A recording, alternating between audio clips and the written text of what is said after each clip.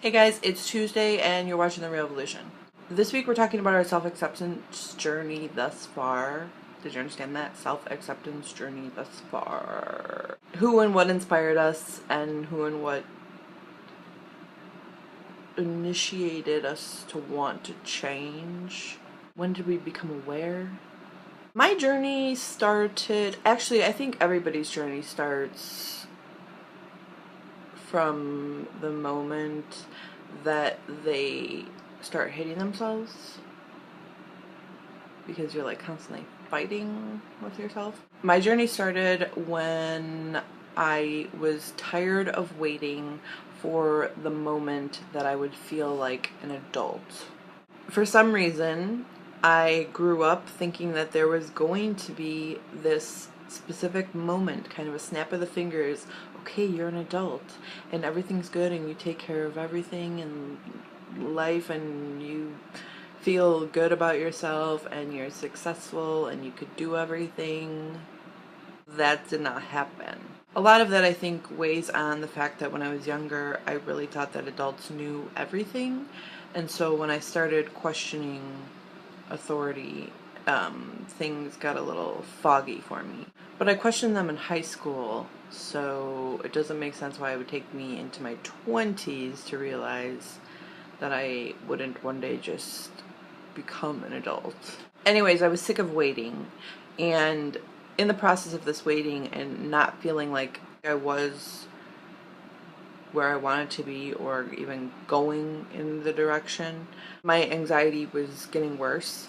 And then I had some significant deaths in my family, and that made my anxiety much worse. So when I was 25 and 26, I just had a breakdown essentially, and I knew that I needed help, and if I didn't find help, I didn't see the point of continuing on because I was miserable. So I sought out therapy. I finally found someone that I connected with and that encouraged me to embrace who I am. She also let me lead the way in where we would go on our therapy journey. She wanted to follow my head and my heart, and I just thought that was great. I finally understood that I was responsible for how I felt, for how I wanted to feel, without totally going into everything specifically. This is along the time where my forever becoming and always creating became part of me. And ultimately, she let me know that it was okay, that life was okay, that I was okay. Sometimes that's just all we need to hear. She assisted me in learning how to embrace the ambiguity of life. So I'm in therapy and working on all of these things and feeling good. And then comes YouTube. And I started watching people's vlogs and just seeing other people and hearing their stories.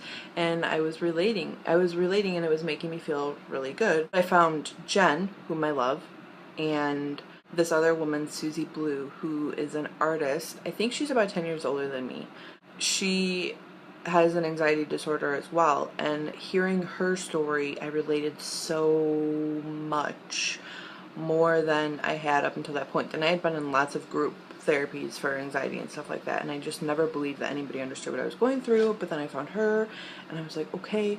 And so seeing this woman who had gone through everything that I was going through, and then seeing where she is 10 years later, gave me a hope that I didn't have before. And it motivated me. Then Tumblr. Tumblr introduced me to body acceptance, health at every size. It introduced me to a lot of other things too, but those being specific, what I really focused on. Until then, I didn't realize how freaking insecure I was about my body. I had been faking my confidence for so long that I just thought that I was good.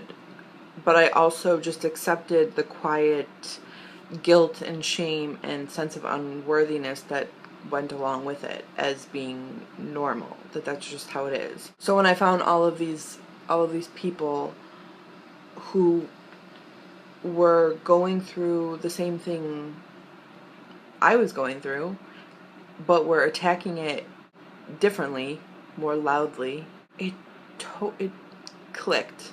I didn't always participate in the social groups on Tumblr or YouTube. I was an observer.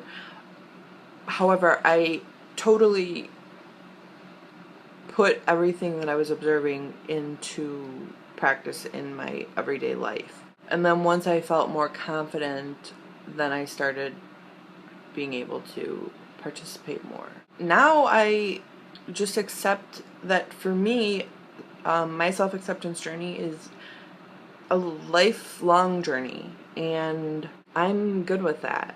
I think that it's something that is so much a part of who I am that I want it to be a lifelong thing. How I'm different today than when I first started, let's say someone says something to you, or maybe not even directly to you, or you like someone and then they don't like you back.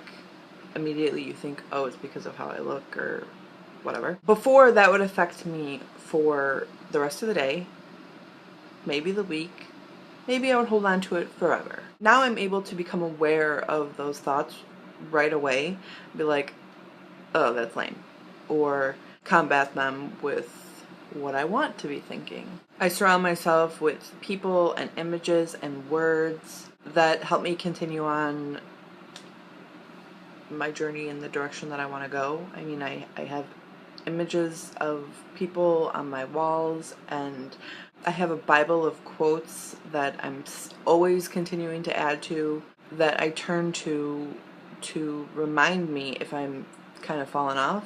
Mostly, I think that's really significant for me is that it's okay. I'm sure you have heard me say it multiple times in my videos, but I so strongly believe that sometimes that's all we need to hear is like, it's gonna be okay. You're gonna be okay. I am going to be okay. There's this quote that I found that is in my Bible of quotes that I really wish I would have heard when I was 20 years old. Remember, you are young and you are learning how to live. Oh, it just puts so much at ease for me. So that is it for me this week. Share with me some of the things that you have went through or are going through on your self-acceptance journey. Where are you on your self-acceptance journey? So let us know. I hope you guys all have a wonderful week, and I will see you next Tuesday.